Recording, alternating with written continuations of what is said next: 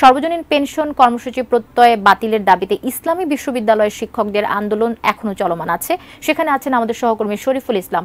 বিস্তারিত জানতে আমরা তার সঙ্গে সরাসরি যুক্ত হচ্ছি। শরীফুল ইসলাম, ইসলামী বিশ্ববিদ্যালয়ের শিক্ষকদের আন্দোলনের পরবর্তী আসলে তারা দাবি আদায় না হওয়া পর্যন্ত পরবর্তী তারা আরো কি কি কর্মসূচি পালন করবে, তাদের সঙ্গে কথা বলে কিছু জানতে পেরেছেন কিনা?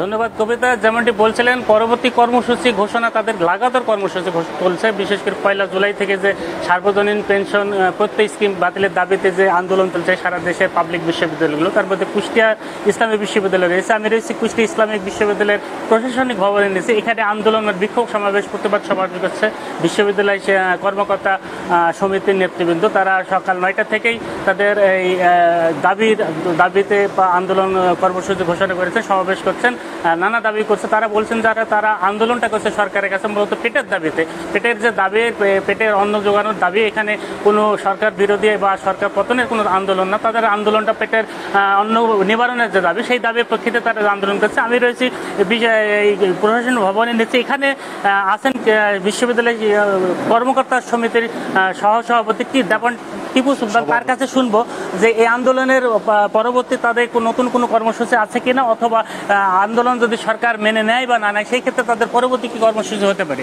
তিনি বলবেন। ধন্যবাদ। আমি দেওয়ান টিপু সুলতান, সভাপতি কর্মকর্তা সমিতি ইসলামী বিশ্ববিদ্যালয়। প্রত্যাহারের দাবিতে আমাদের যে আন্দোলন চলছে, পাবলিক বিশ্ববিদ্যালয়কে অর্থ মন্ত্রণালয় কর্তৃক যে প্রত্যয় আমাদের উপর চাপিয়ে দিয়েছে, পাবলিক বিশ্ববিদ্যালয়কে সে অন্তর্ভুক্তি থেকে বাতিল করতে হবে। আমাদের মাননীয় প্রধানমন্ত্রীর কাছে আমাদের আহ্বান গণপ্রজাতন্ত্রী সরকারের যে অর্থমন্ত্রী যে প্রজ্ঞাপন জারি করেছে প্রত্যয়, তা বাতিল করতে হবে।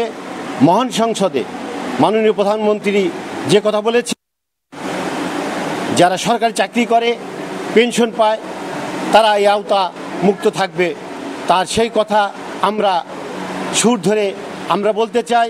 ইসলামী বিশ্ববিদ্যালয় বলতে চায় অনতিবিলম্বে আমাদের এই দাবি, ন্যায্য দাবি মেনে নেবে। উনি যেমন বলছেন তাদের ন্যায্য দাবি মেনে নেবে, মেনে নিলে সরকারের এই না মানা পর্যন্ত তারা তাদের কর্মসূচি চালিয়ে যাবেন। আর এই কর্মসূচির ফলে শিক্ষা কার্যক্রম একেবারেই স্থবির হয়ে পড়েছে। শিক্ষা কার্যক্রম, বিশ্ববিদ্যালয়ে কোনো শিক্ষা কার্যক্রম, ক্লাস পরীক্ষা কিছু চলছে না। তো এই ছিল প্রত্যয় স্কিম প্রত্যাহারের দাবিতে ইসলামী বিশ্ববিদ্যালয় শিক্ষক কর্মকর্তাদের আন্দোলনের সর্বশেষ খবর।